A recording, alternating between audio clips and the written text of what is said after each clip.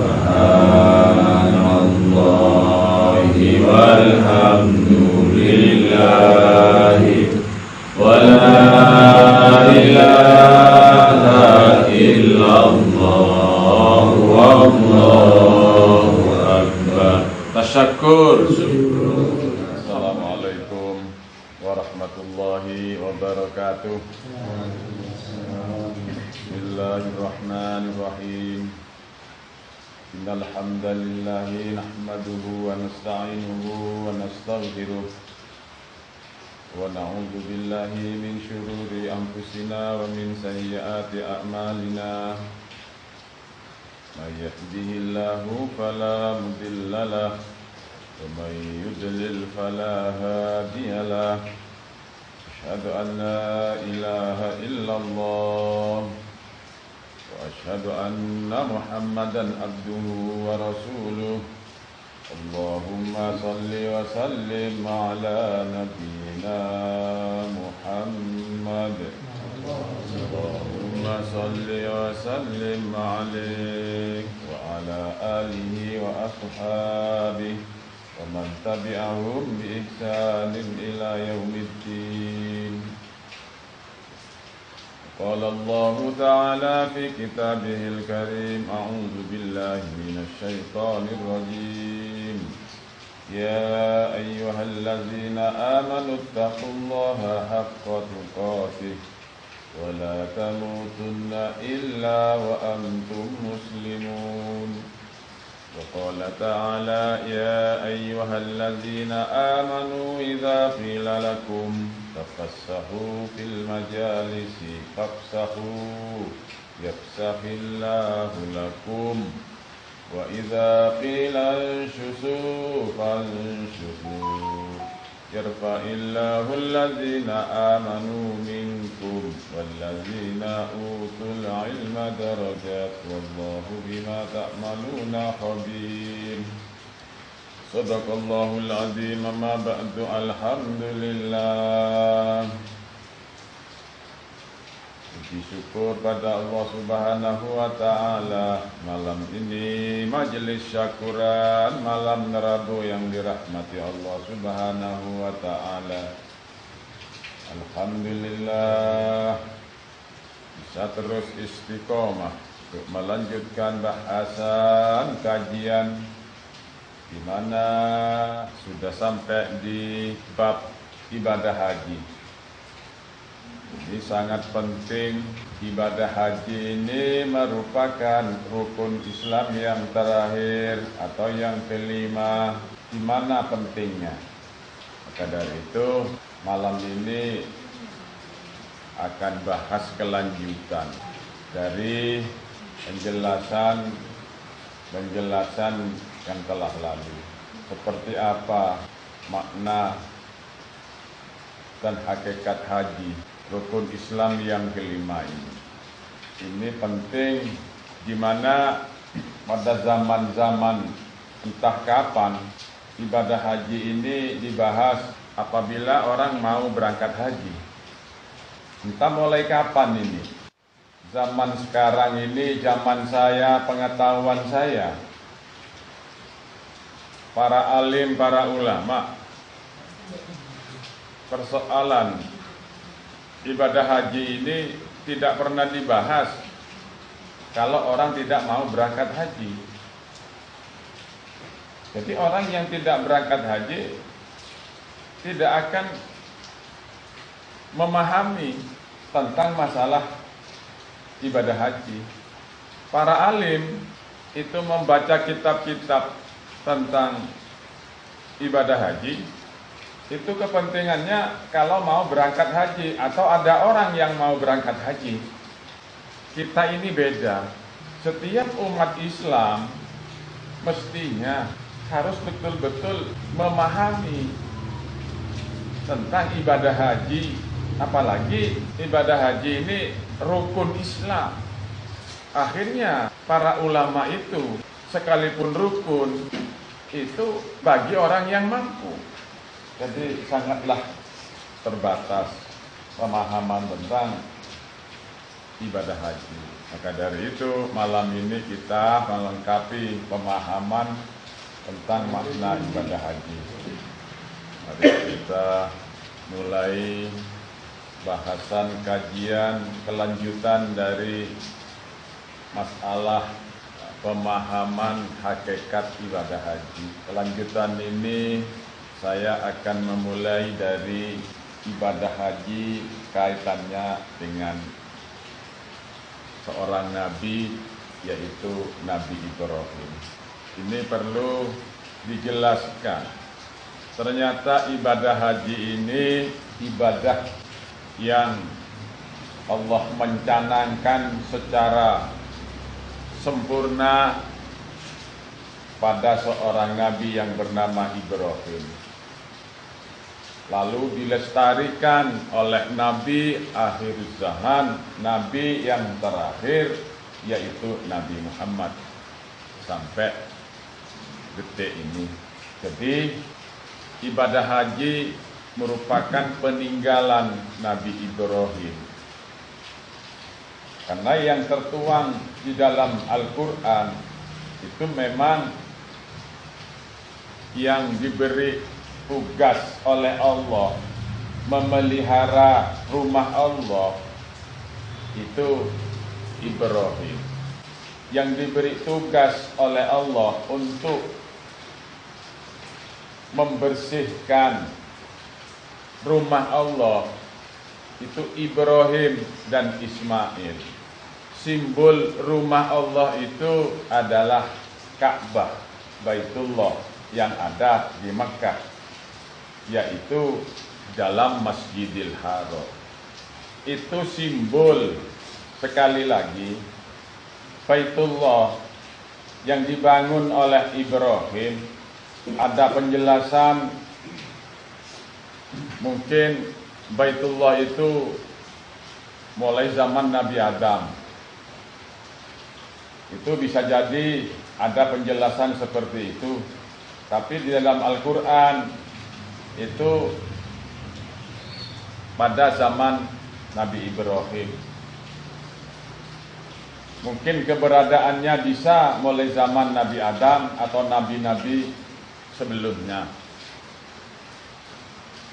Setelah itu Nabi Ibrahim diperintah untuk meninggikan rumah Allah itu. Maksudnya membangun.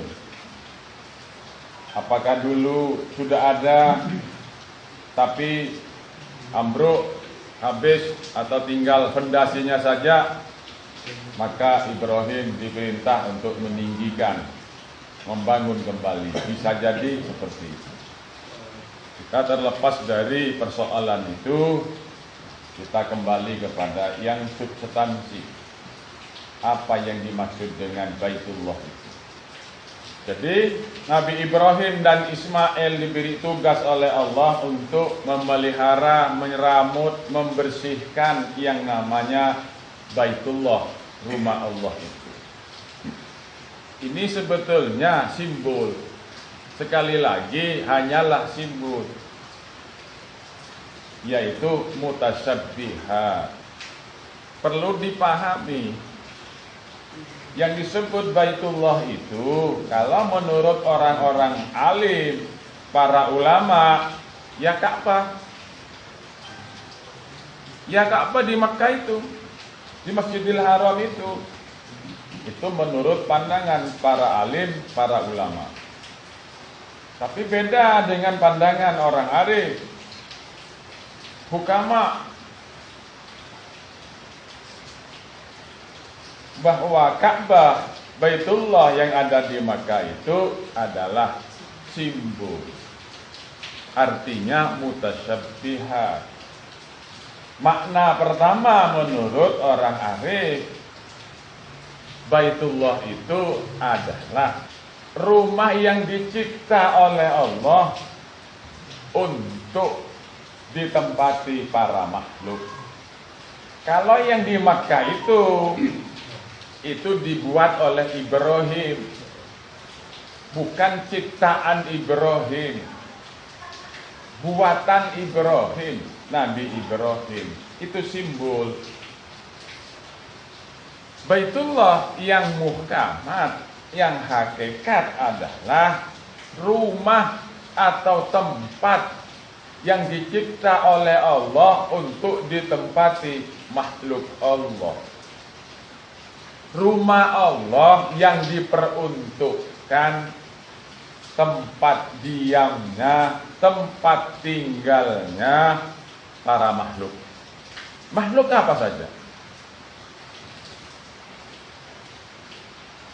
Makhluk apa saja?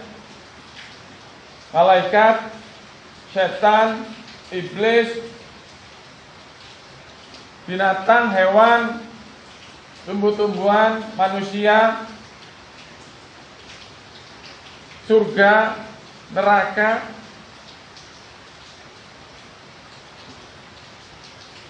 Jadi itu wadah tempat dari semua makhluk.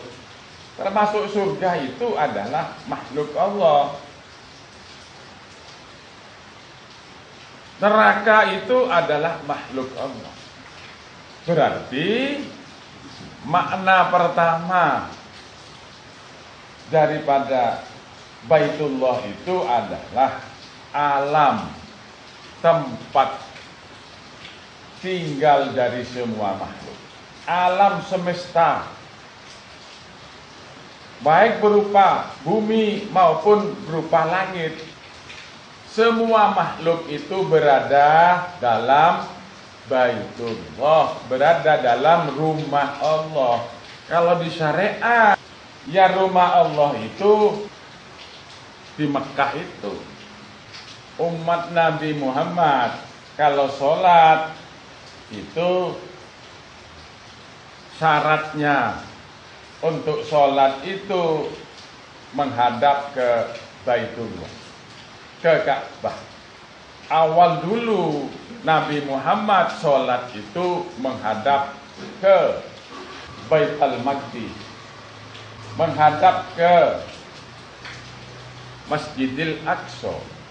Awal mula Rasulullah Muhammad melakukan sholat itu menghadap ke Masjidil Aqsa di Palestina.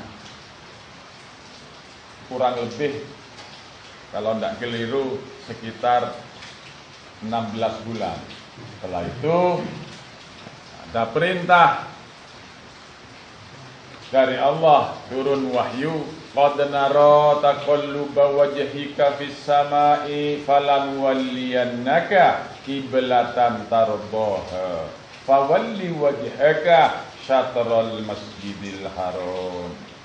Kalau dikupas ayat ini, kalau secara syariat ya perpindahan arah kiblat saja. Kalau orang alim mengupas masalah ayat ini adalah ayat wahyu Allah tentang perpindahan arah kiblat sholat dari Masjidil Aqsa ke Masjidil Haram. Itu peristiwa perjalanan Nabi dari Madinah mau ke Mekah. Nah, sekarang diabadikan, jadikan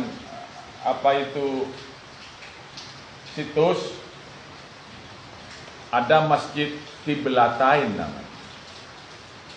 Masjid Qiblatain itu adalah masjid yang dua kiblat. Peimamannya ada dua.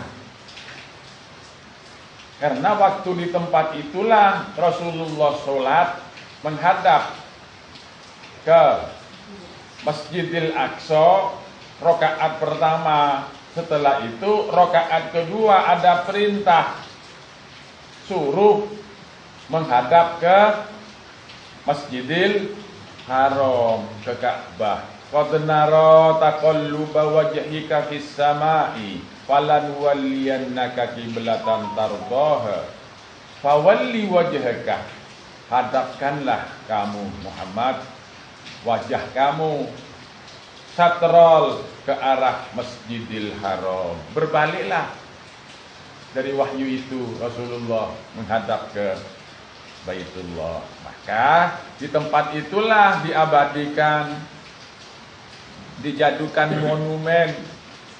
Di sana itu ada 2 peimaman, 2 arah, satu mengarah ke Masjidil Aqsa, satu mengarah ke Masjidil Haram. Cuman sampai di situ bahasan para orang-orang alim, para ulama. Beda bahasan dari orang-orang arif. Apa yang dimaksud dari itu? Jadi menurut logika hakikat, logika Darul Muttaqin, manusia awal mula paham tentang Allah itu tidak langsung kepada persoalan yang gaib. Awal mula manusia ini menemukan Allah berangkatnya dari yang kasat mata, yang bersifat bumi, yang bersifat duniawi. Semua manusia prosesnya untuk sampai betul-betul paham makrifat terhadap Allah tidak langsung kepada yang gaib, tapi berangkat dari awal, yaitu dari yang syariat, dari yang kasat mata, dari yang duniawi. Jadi berarti Masjidil Aqsa itu adalah melambangkan itu kutub hati yang ada di bawah, kutub bawah menghadap ke bawah. Ini tidak ada bahasan di mana saja. Di ulama mana saja insya Allah tidak ada bahasannya. Masjidil Aqsa itu lambang dari kutub hati yang ada di bawah menghadap ke bawah. Kutub hati yang ada di bawah menghadap ke bawah itu menangkap persoalan yang bersifat duniawi, yang bersifat fisik, materi, kasat mata. Jadi Masjidil Aqsa itu lambang, simbol juga. Jadi pertama, manusia memahami tentang agama, tentang yang maha kuasa itu berangkatnya dari yang bersifat materi, yang bersifat duniawi. Begitu matang manusia ini berpikirnya, begitu matang. Balaga asyuddahu, balaga itu adalah balik. Asyuddahu itu adalah balik yang matang. Jadi berlogikanya sudah matang, keilmuannya sudah betul-betul mendalam, keimannya betul-betul mantap, maka disebut asyuddahu. Jadi begitu manusia ini sudah matang, keilmuannya, keimanannya, maka muncullah ayat qad nara taqalluba wajhika fis sama. Allah cukup paham, Allah cukup tahu, cukup melihat kepada jiwa Nabi Muhammad yang selalu menengadah ke atas, ke langit, fis sama. Yang dulunya itu menghadap ke bawah, setelah balaga asyuddahu, setelah betul-betul matang, maka jiwa Nabi Muhammad ini selalu menengadah ke atas. Wajhika fis sama, falanuwalliyannaka qiblatan tardoha. Nabi Muhammad berkehendak, mengharap selalu menghadap ke atas. Maksudnya mau menghadap kepada kiblat yang diridhoi oleh Allah, yang betul-betul hakikat, yang tidak bersifat duniawi. Falanuwalliyannaka qiblatan tardoha. Terus selalu begitu.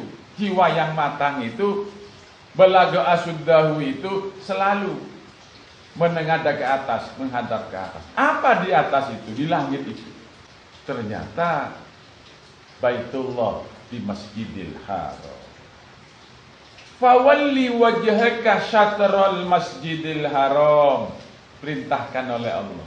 Saya tahu Muhammad, kok kamu selalu menghadap ke atas jiwa kamu, mengharap betul kamu akan berkiblat kepada yang betul-betul diridhai oleh Allah, yang hakikat, yang hakiki, bukan simbol-simbol. Fawalli wajhaka, hadapkanlah, palingkanlah wajah kamu, jiwa kamu, syatrul Masjidil Haram, ke arah Masjidil Haram. Berbaliklah Rasulullah menghadap ke kutub hati yang ada di atas, menghadap ke atas. Ternyata hati manusia punya dua kutub. Kutub bawah Masjidil Aqsa, kutub atas adalah Masjidil Haram. Kutub atas ini menghadap ke atas, menangkap nur ilahi dari atas. Maka dari itu kutub atas itu disebut nurani, kutub bawah disebut sanubari. Ini tidak ada penjelasan di mana saja, tidak ada. Insya Allah tidak ada. Bukan saya memastikan, insya Allah tidak ada. Kutub atas itu menghadap ke atas, menangkap nur ilahi. Maka dari itu disebut nurani. Jadi bagaimana jiwa manusia ini selalu menghadap ke atas, yaitu ke nurani. Nah, ternyata nurani itu kutub atas, simbolnya bersimbol Baitullah, Ka'bah di Mekah, di Masjidil Haram. Tidak ada ulama membahas seperti ini. Jadi jangan sampai kalau manusia sudah balagha asyuddahu, sudah matang, kok selalu menghadap ke bawah, ke Masjidil Aqsa saja. Masjidil Aqsa ini urusan dunia. Maka sampai sekarang pun simbolnya Masjidil Aqsa ini ribut terus. Kalau urusan dunia pasti ribut. Tapi kalau urusan yang tidak dunia kepada Allah tidak akan ribut. Maka dari itu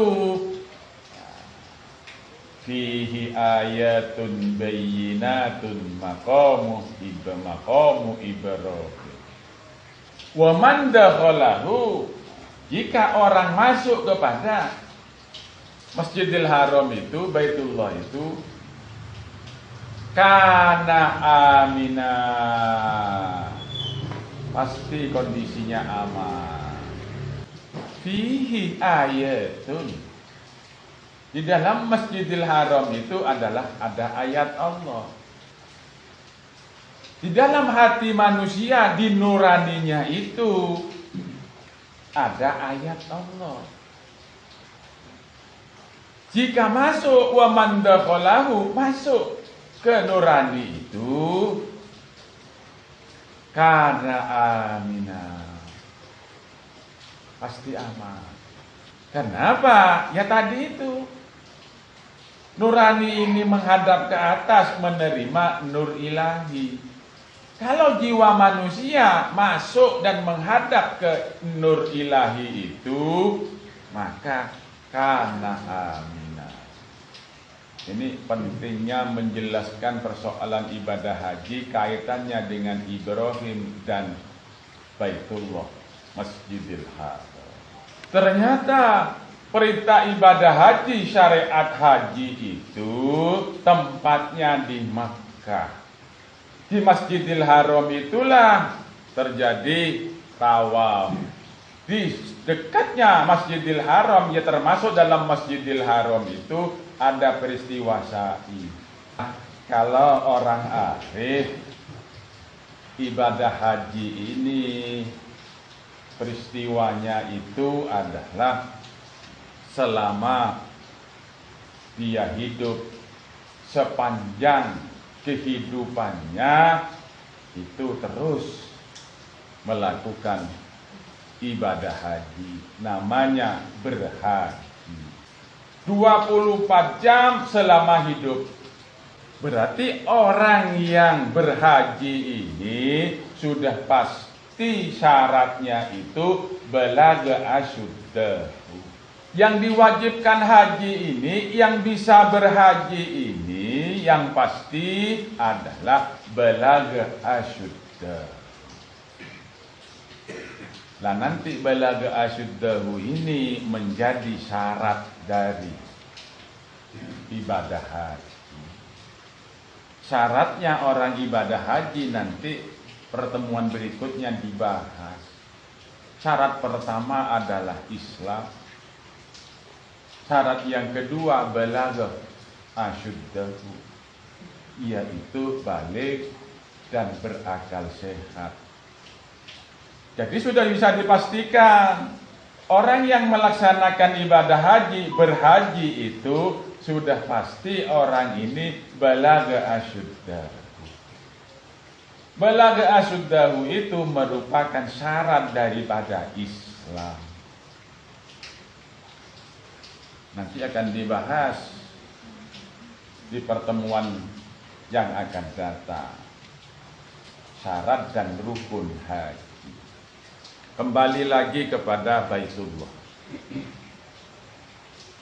Jadi ternyata masjid itu adalah ada Masjidil Aqsa, ada Masjidil Haram. Satu lagi masjid itu adalah Masjid Nabawi di Madinah. Ternyata masjid itu ada 3. Yang asli masjid itu ada 3. Masjidil Aqsa, Masjidil Haram, Masjidil Nabawi. Yang asli. Yang lain itu adalah Masjid KW. Itu. Kalau ditarik ke ilmu hakikat, Masjidil Nabawi yang ada di Madinah, Masjidil Aqsa yang ada di Palestina, Masjidil Haram yang ada di Mekah juga KW. Kalau ditarik ke ilmu hakikat, 3 masjid yang asli itu tetap KW, simbol saja. Nah, ini harus paham. Nah, kalau bukan orang alim tidak paham ini. Hati manusia itu punya 2 kutub. Kutub bawah itu Masjidil Aqsa, kutub atas itu Masjidil. Kutub tengah ada di tengah itu Masjidil Nabawi. Nah, itu namanya fuad. Jadi 3 ini hati manusia ada masjid 3. Maka dari itu orang hakikat, orang arif, masjidnya selalu dibawa ke mana? Iktikafnya di mana, mah? Orang alim, orang syariat tidak bisa. Iktikaf di jalan raya tidak bisa. Iktikafnya di Masjid Ngampel, Masjid Akbar, Masjid Istiqlal. Orang arif masjidnya dibawa semua. Masjidil Haramnya dibawa, Masjidil Aqsa-nya dibawa, Masjidil Nabawinya dibawa semua. Maka dari itu saya katakan yang lalu itu kalau tidak salah, manusia ini makhluk yang paling besar dari semua makhluk. Coba Masjid Nabawi ada di bawah, apa enggak besar? Tidak bisa. Malaikat itu bagian dari manusia. Nah ini tidak boleh dibahas di luar ini. Orang tidak akan paham. Katanya orang alim, para ulama, malaikat itu sayapnya saja itu. Nah, ini bisa salah paham kita dengan ulama. Jadi kita ini segmennya bukan ulama, tapi hukama. Manusia ini makhluk yang paling sempurna di semuanya makhluk yang dicipta oleh Allah. Karena itu ayatnya jelas. Qul nahbitu minha jami'a fa imma ya'tiyannakum minni hudan faman tabi'a hudaya fala khaufun 'alaihim wala hum yahzanun. Qul nahbitu minha, telah betul-betul diturunkan semuanya, jami'a, minha jami'a, turun semua kepada diri manusia itu. Apa? Sifat iblis ada, setan ada, binatang ada, sifat malaikat ada, sifat Allah pun ada, sekalipun itu adalah idhofi. Manusia diberi oleh Allah. Ini bahasan yang tidak masuk akal kalau dilihat dari ilmunya orang alim. Masa manusia lebih besar dari malaikat? Sudah dibuktikan peristiwa Isra Mi'raj. Malaikat Jibril tidak bisa ikut terus. Di langit ke-7 selesai. Mau naik lagi tidak bisa. Itu ditunjukkan jelas fakta bahwa malaikat lebih kecil daripada manusia. Kembali lagi kepada Baitullah. Naklinya, inna awwala baiti wudi'a lin-nasi lalladzi bi Bakkata mubarakan wa hudan lil alamin. Inna awwala baitin, sesungguhnya pertama-tama yang dicipta oleh Allah, rumah adalah wudi'a lin-nas. Ali Imran 96. Sesungguhnya mula awal sekali dicipta oleh Allah rumah untuk dibangun untuk beribadah manusia, yaitu Baitullah. Lalladzi bi Bakkah. Di Bakkah ini kalau tafsir biasa diartikan Makkah. Padahal di Bakkah itu yang dimaksud adalah yang betul-betul fakta. Mubarakan, yang penuh dengan wa hudan lil alamin, merupakan petunjuk dari semua makhluk. Jadi yang dimaksud baitun di sini adalah hati. Tempat yang awal dicipta oleh Allah untuk tempat manusia beribadah, yaitu masjid yang dimaksud. Tempat sujud, tempat ruku, itu adalah hati.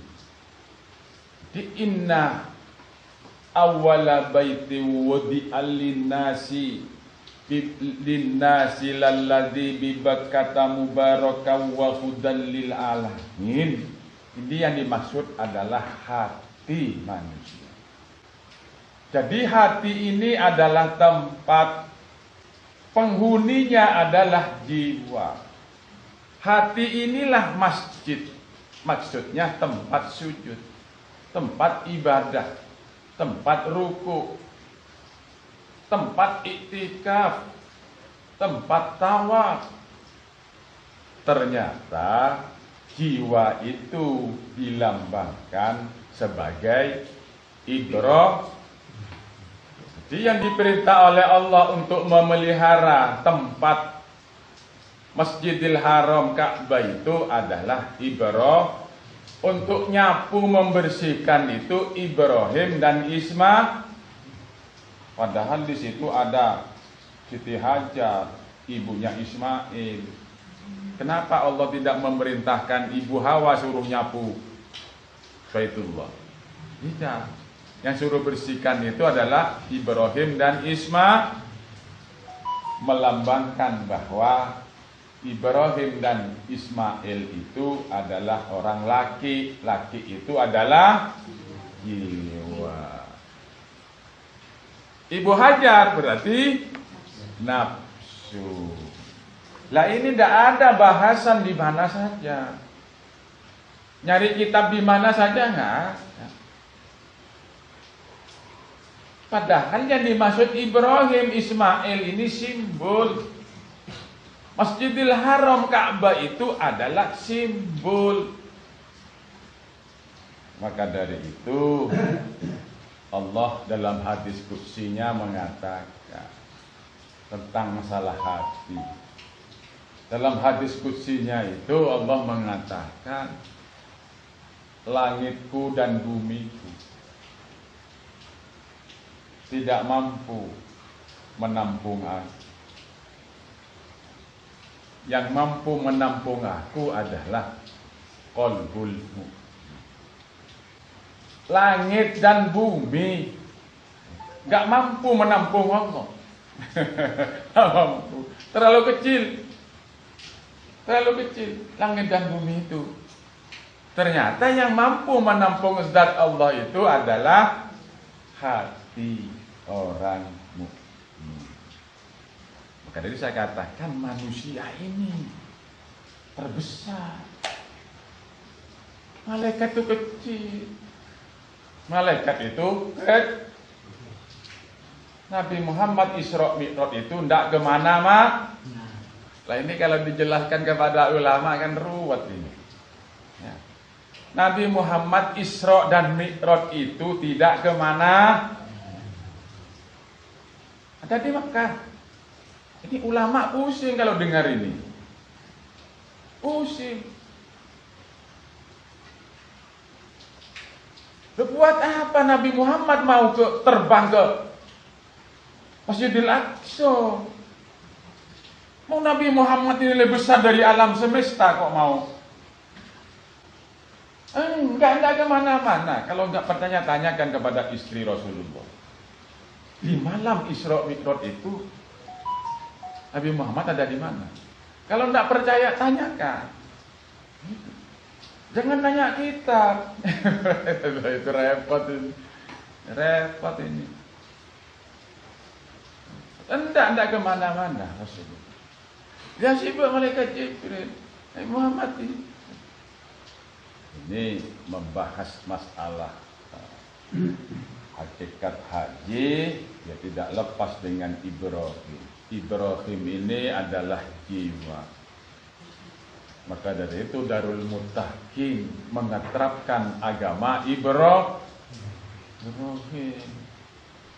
Karena ada ayat bunyi Al-Quran anittabi millata Ibrahim Hanifa.